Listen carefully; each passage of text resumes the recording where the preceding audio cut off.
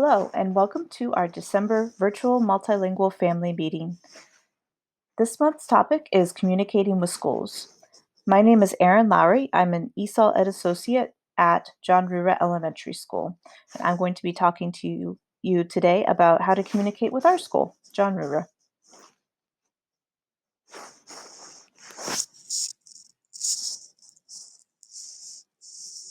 So the purpose of today's meeting is to share information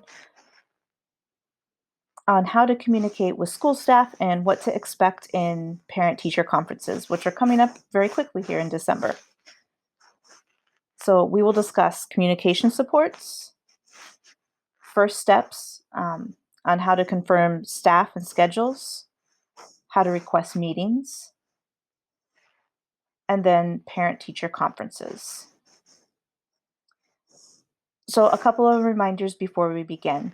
A live version of this meeting will be held in Spanish on Monday, December 14th at 5:30. So the version that I'm recording right now is in English with subtitles. If you would like to be online to speak in person with me and with Miss Frazee, you are more than welcome to join us this Monday at 5:30. Also, evening parent-teacher conferences will be held in the upcoming weeks before winter break. So that means before December 23rd. So let's get started. First on our agenda is communication supports. So how do I, as a parent, talk to school staff if we don't share a language? Yeah. So there are many languages at our school. Not everyone speaks English. Many people speak Spanish or Greek or Arabic or Chinese or French, among other languages. So what do you do as a parent if you don't share a language with your child's teacher? There are 3 different things that you can do to start. The first is Language Link, which is a telephonic interpretation service. The second is Class Dojo, which is the platform that the school is using this year to communicate with parents on a regular basis. And the third is emailing or texting.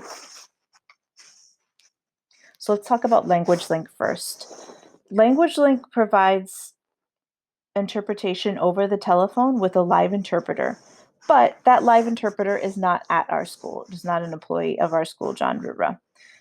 So in order to use Language Link, school staff has to initiate the phone call. And during the pandemic, this can be any kind of third-party call. That means with the parent, with a teacher, and the interpreter all in the same call. Or it can be in a Zoom meeting that the Language Link interpreter then joins. Interpreters will then interpret everything that is said in the meeting. Language Link is a service that's available to all Baltimore City public schools to use for any of the many languages that may exist in our city.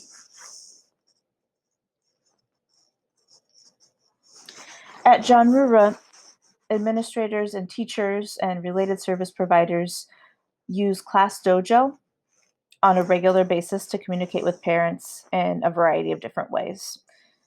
One of the most common ways is to use Class Dojo for text translations. So a teacher will send you a message in English, and then on your side, as a parent, you have the ability to see that message in your own language. If by some chance you are not receiving text messages in the correct language, please let the teacher know. And the nice thing about Class Dojo is that it's an app, so that you're not using your data plan for your phone or your text messages in a month. Everything goes through the app. So I'm going to leave the presentation here for a second and show you what that would look like.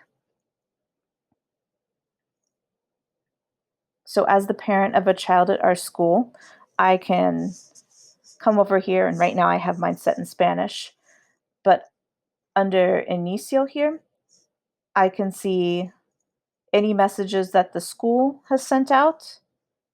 So at the top here, this is one that I put on there as a teacher, explaining this month's family meeting. We have a message from Miss Pleater about being behind on rent. And then down here, I have a message from my child's teacher. So this is a nice way to get information very quickly from the school. If I would like to send a message as a parent, I could come over here and I have conversations. So let's say maybe I want to send a message to Miss Kaplan. I can come down here. I can type in my language. So I'm going to type in Spanish for now.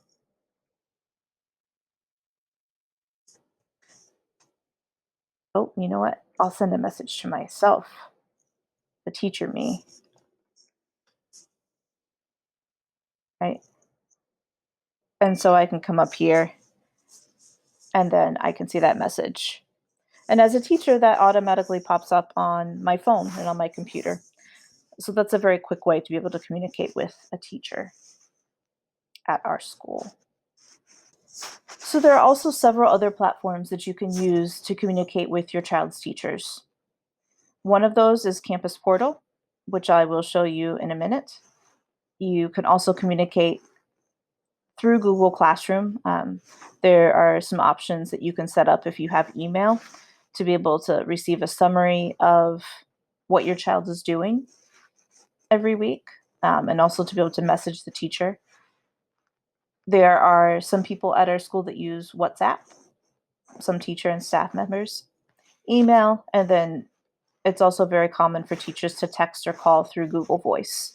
Google Voice is another platform that lets you use a number that's not your personal phone number, but it is also connected to Google Translate. So teachers often use that to be able to text directly to a phone number. So as a parent, you should confirm with your child's teachers which app or platform they will use for communication. And then also it's important to let your child's teachers know if you have a preference for an app or a platform that you like. And if you do share a method that you prefer for communication, you should also ask teachers to share that with other staff so they know as well.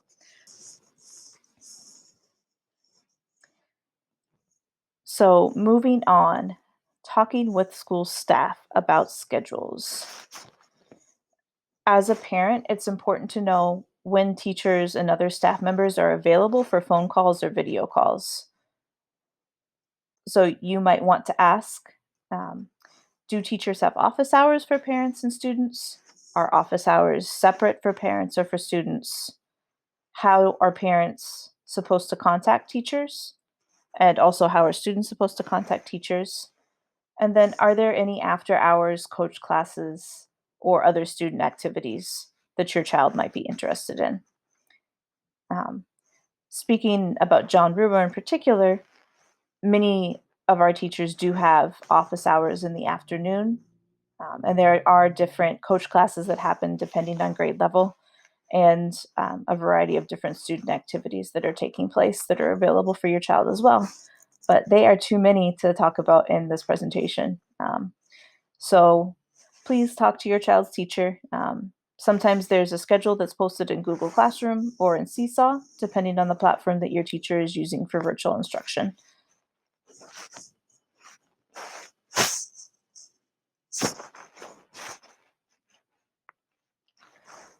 So again, let's talk about communication methods. How do you talk with school staff? So things to keep in mind when you are talking to teacher and other staff members. You might want to ask how soon you will hear back from teachers. What do you do if teachers do not respond? And how will they know that I prefer to communicate in another language? So to answer the first question, how soon will I hear back from teachers? Most teachers respond fairly quickly. If you have either sent an email or a text message or a class dojo message, those things appear to us quickly. If you are communicating with a teacher through one of our ESOL bilingual paraeducators, like Miss Sylvia or Miss Yara or Miss Mahmoud or Miss Frazee, then it might take longer for them to talk to you and then to talk to the teacher and then to set up a time for everybody to talk. So it may range from minutes up into several days at some points in time, depending how busy people are. If a teacher doesn't respond, please feel free to call the office or to contact your ESOL bilingual paraeducator that's been assigned to your grade level, or to contact another bilingual staff member. But try to assume best intent. Teaching online is difficult, and teachers can't always respond right away. But if you haven't heard back from someone within a day or so, feel free to contact the school just to make sure that the message has actually gotten to the teacher. And how will teachers know or staff members know that you prefer to communicate in another language? This is where our ESOL bilingual paraeducators, or our interpreters, as we sometimes call them, are our heroes, because they oftentimes are the ones that ask you what language you prefer and then pass that knowledge on to us.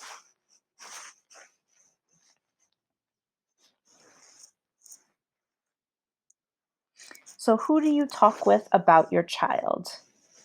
You might have conversations with teachers or paraeducators, with school counselors, possibly with special educators or related service providers, with after school program leaders, or with administrators.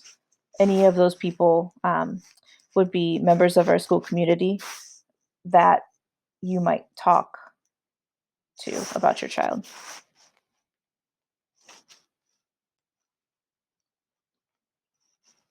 Moving on, how do you request a meeting at John Brewer Elementary School?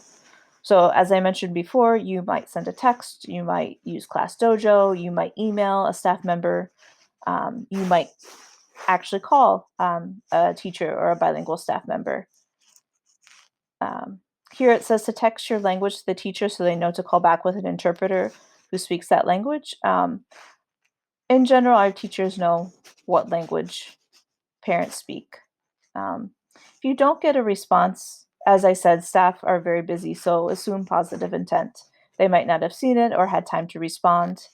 But in general, if you need help, ask for help. Genera has many, many bilingual staff members. So we have ESOL bilingual staff, which are paraeducators or interpreters, as we sometimes call them. We have a bilingual secretary. We have a brand new Judy Center support specialist that speaks Spanish. We have a community school coordinator that speaks Spanish.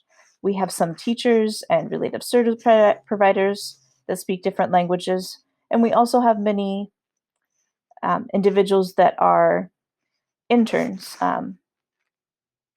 or volunteers that also speak Spanish or other languages as well.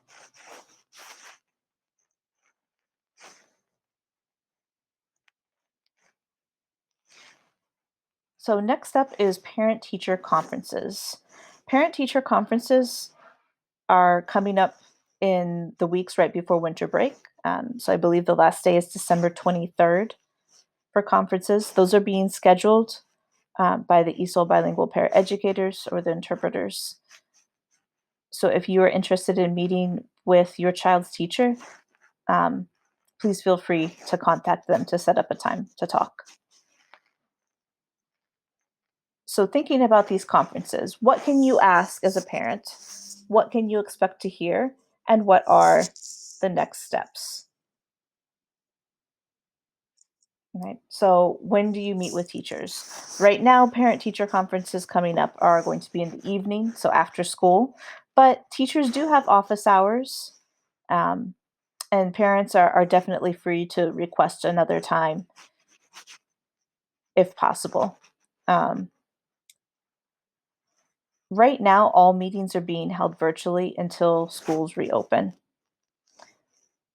Something else that's important to keep in mind as we're thinking about grades and progress reports coming up, content area teachers at our school and at all schools in Baltimore City Public Schools, but not ESOL teachers, are allowed to give pass grades to students who are below a WIDA access level of 1.7 and are in their first year in US schools.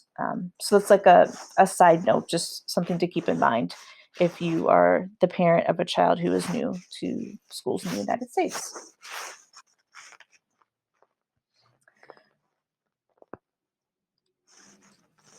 So here's some ideas for things that you can ask teachers, right? Right now, it's quite a bit different. Normally, we would meet you in person at school and we could all sit down and discuss how your child is doing and how your child is progressing. But thinking about this different environment, these are some questions that you might ask your child's teachers. So, can I tell you about my child's virtual school experience? What are the expectations for your class? What progress do you see, or what does my child do well? What can my child do to improve her grade or his grade? How can he or she get extra help? How are different school staff members supporting my child since his English skills are developing? How can I, as a parent, help at home? And what is the best way to communicate with each teacher?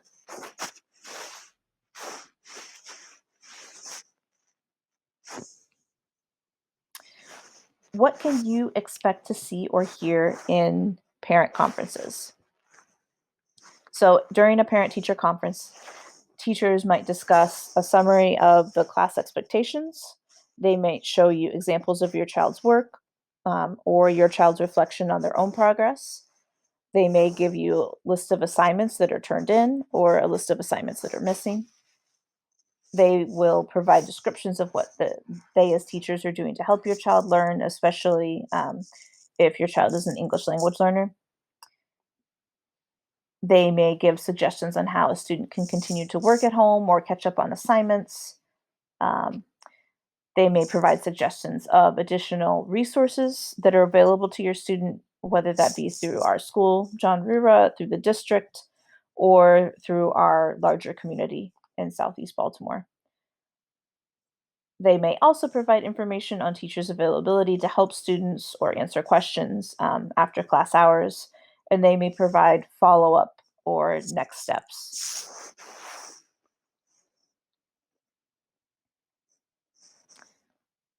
So, what are possible next steps that a teacher might provide during a parent teacher conference? They may explain some home activities that you can do with your child. They may provide additional worksheets or assignments. They may give lists of work to complete for grades or missing assignments, coach class, tutoring help. Um, they might give you the academic helpline number to call for the district if your child needs help outside of school hours. And they might recommend books or websites or articles that your child could use as well.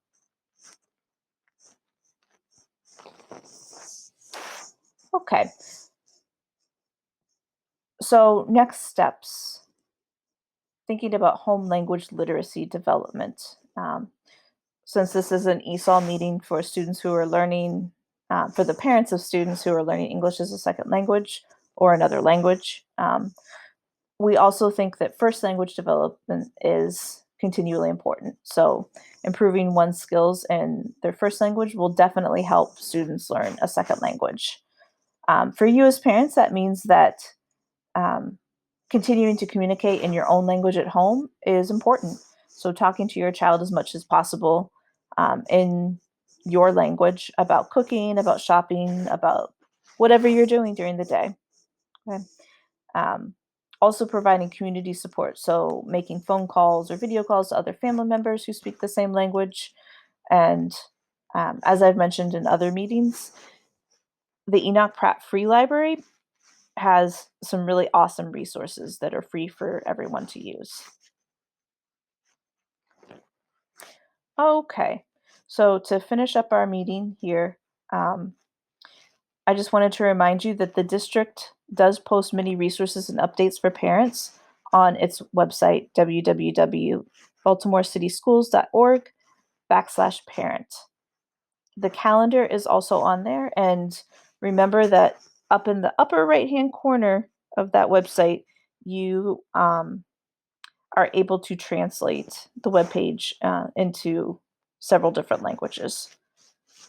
If you have any questions, please feel free to contact me or to talk with the ESOL staff at our school.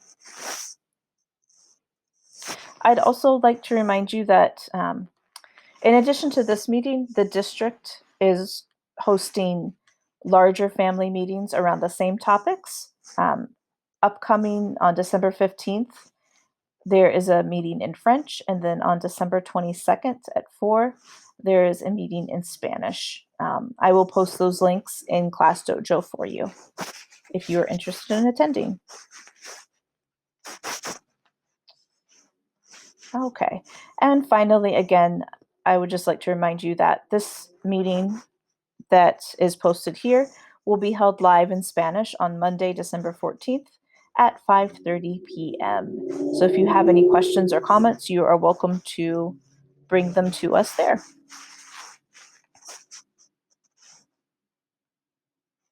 Thank you for your time. If you would like to contact me, again, my name is Erin Lowry. I'm the ESOL Ed Associate at John Rura, and my email address is here.